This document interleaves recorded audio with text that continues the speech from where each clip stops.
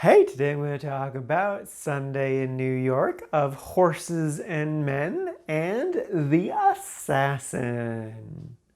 Side note, there's like a giant pimple on my face, and I don't know if you can see it, but I'm definitely very aware of it and very not happy about it. I don't know why I'm suddenly a 30-year-old teenager. First up is Sunday in New York. This is a 1963 Jane Fonda movie, my seventh one of her. She is like 24, 25 in this and just as beautiful as ever. The basic premise is this is a sex comedy. I feel pretty safe calling this a sex comedy. It's not one in the sense of like the 80s sex comedies. It's more of a comedy about sex. The movie centers on a brother and sister. The sister, played by Jane Fonda, is a virgin, and her brother is a virgin. It discusses the conundrum of like how women are supposed to be virgins until they're married, but they also need to be experienced. And also they need to give up their virginity before marriage, but they can only be married if they're a virgin. And all that sorts of ridiculousness. And it's really good. I was really blown away by how much I enjoyed it. I particularly loved her brother. He was just hilarious. Every time he was on screen, I was like, yes, and more please. Fun fact, he's played by Uncle Ben just 40 years earlier. And I also just really loved his story too, because as soon as Jane Fonda shows up, he's just constantly cock blocking him, and it's so good. And just keeps escalating and escalating until it gets ridiculous, but it's still, I love it. I love it so much. And I love his girlfriend too.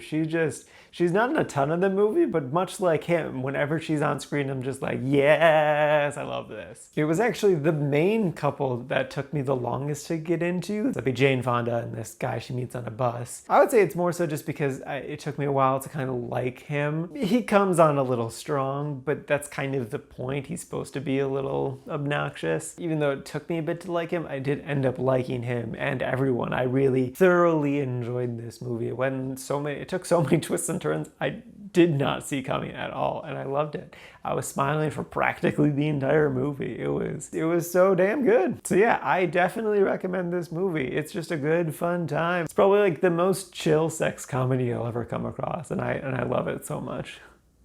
Next up is Of Horses and Men. This is a 2013 Icelandic movie, and actually, fun fact, this movie was directed by the same guy who directed Woman at War, which is a movie that I thoroughly enjoyed last year. That one's the one that has the, whenever you hear music, you then see the musicians and singers on screen, and that's just great. So I love the music in that movie, but I also crazy love the music in this movie. The basic premise is it centers on this valley in Iceland where there's nothing to do except for using binoculars to spy on your neighbor's horses and also just your neighbors if they're out and about. So kind of just like that small town life mentality. So you can sort of gather by this interesting poster.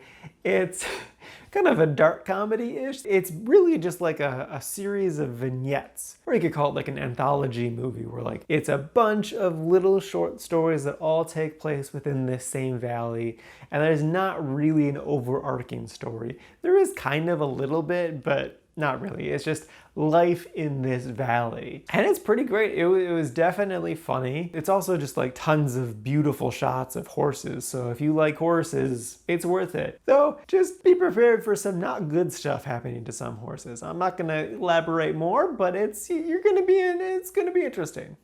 So yeah, I enjoyed this movie a good amount. I would say if you're intrigued by it, go for it. And don't let the foreign language thing dissuade you, because it's mostly told visually, so it's an easy watch. And lastly is The Assassin. This is a 2015 Taiwanese movie, and the basic premise is she's a female assassin. I was intrigued by the poster for this movie, so I looked it up on Rotten Tomatoes, and the critic score was really high, but then the audience score was kind of mixed to lower, so I was like, oh, okay, I wonder what those people are saying they didn't like about it. And it was like, oh, the movie's slow, and I'm like, oh, I can do slow movies, I'm fine with slow movies. This isn't a slow movie. This is This isn't really a movie.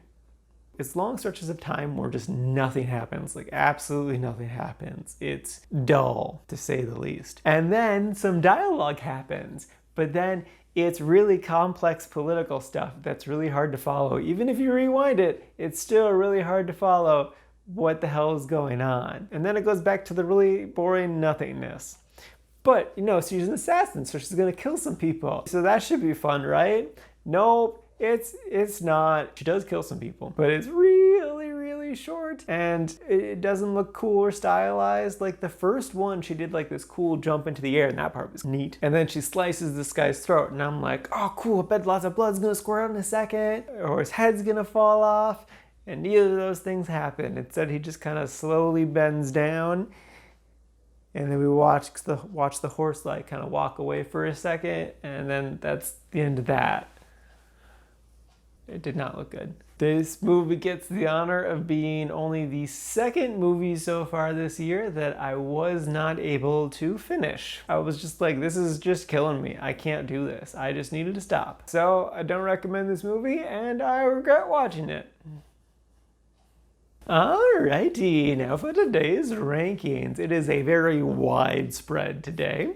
First up, we have Sunday in New York, sitting at number 16 in the really like section. It's like, it takes a lot to get into the top 20, and this one, it deserved it. And then after that is Of Horses and Men, sitting at number 59 in the quite like section. And then rightfully so, bringing up the rear is The Assassin, sitting at number 160 in the didn't like section. And this is out of a total of 168 movies so far this year.